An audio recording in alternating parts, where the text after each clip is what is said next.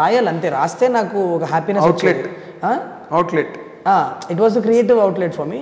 రాస్తే నాకు హ్యాపీనెస్ వచ్చేది, దానికి రాసేవాడిని. ఎప్పుడు కూడా స్క్రీన్ మీద చూసేయాలి, ఆ పర్పస్ గురించి ఎప్పుడు ఆ ప్రెషర్తో ఎప్పుడు రాయలేదు నేను. ఓకే, సో నా దగ్గర ఇప్పుడు ఉన్న కదా, ఇప్పుడు సైంధవ్ వాజ్ ఆల్సో నేను ఒక ఐడియాగా అనుకున్నా, long back I thought about it. But దానికి ఈ స్పైనల్ మస్కులర్ అట్రోఫీ అన్న కాన్సెప్ట్ దీంట్లో ఇలాంటి కథలో పెడితే you know the whole the perception of the film will change అనిపించి నేను లాక్డౌన్ టైంలో కూర్చొని రాసుకున్న ఫిల్మ్ ఇది. Because stories generally find me.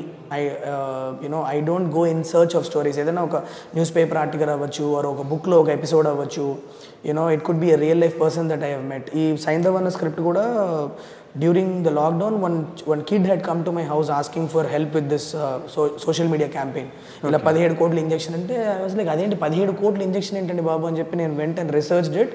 From there Saindhav was born. Okay, so I believe in one thing, is just keep your creative channels open and the stories will find you. Okay, and మిమ్మల్ని పట్టుకున్న కథల్లో దేనికి ఎక్కువ సంకల్పం ఉంటే దాని పని అది చేసుకుంటా, దాని మనుషులను అది పట్టేసుకుంటా ఉంటుంది. That is how Saindhav happen. That is one hit 1 happen, hit 2 అన్నీ అలానే జరిగాయి. ఓకే, సో నేను ఎలాంటి సినిమాలు చేయాలనుకుంటున్నాను అన్న దాని గురించి నేను ఆ థాట్, ఇన్ఫాక్ట్ సైంధవ్ తర్వాత ఏం చేస్తున్నానో నాకే తెలియదు. I have not lined up anything, I have not met anybody.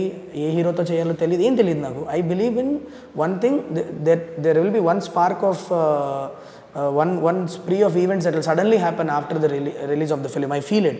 Last time నేను ఒకసారి మన గ్రేట్ అందర మూర్తి గారితో మాట్లాడుతున్నప్పుడు కూడా అన్న ఏం చేస్తున్నారు నెక్స్ట్ అంటే తెలియదు సార్ నాకు, బట్ ఏదో ఒక మూమెంట్ ఉంది, జరుగుతుంది, దానికి సంకల్పం ఉంటే అది రోడ్ వేసుకుంటే వెళ్ళిపోద్దని చెప్పా. కట్ చేస్తే 10 daysలో Saindhav was announced.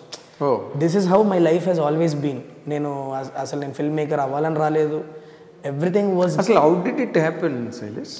It only happens in movies sir. అది నేను చాలాసార్లు చెప్పున్నాను ఈ విషయం. బట్ నాని నన్ను అడగడం, నేను అసలు నాని బ్రో దగ్గరికి ఫస్ట్ టైం వెళ్ళినప్పుడు ఒక కథ ఇచ్చేసి నేను వెళ్ళిపోదాం రిటర్న్ ఫ్లైట్లో, ఎందుకంటే ఆయన అనుకొని రాసిన కథ నా షెల్ఫ్లో పడి ఉండకూడదు, ఇది ఇస్తే బాగుంటుంది అనుకొని వచ్చినాడు నేను. From there the journey started. He liked me as a person and then నాతో టచ్లో ఉండడం, అలా అలా అలా హిట్ వచ్చినప్పుడు నన్ను పిలిచారు, వచ్చాను. నువ్వు డైరెక్ట్ చేస్తే నేను ప్రొడ్యూస్ చేస్తా అన్నారు.